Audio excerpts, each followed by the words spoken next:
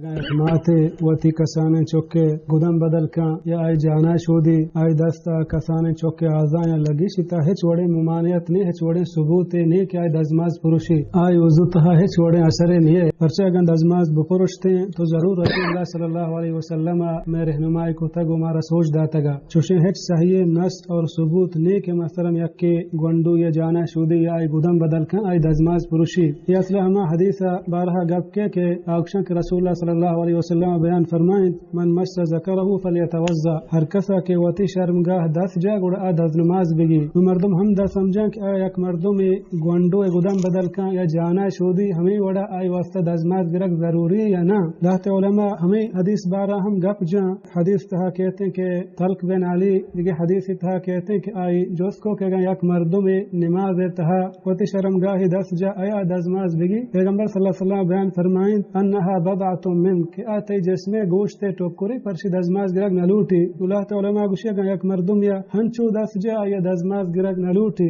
اگر یک کیا گو شہوتا مثلا دس جا گوڑا بعد دزماز بگی البتہ کسانے گوانڈو ایک آئی مثلا جانا شودی یا گودم بدل کا پرشی ہچ ضرورت نہیں کہ اما دوبارہ دزماز بگی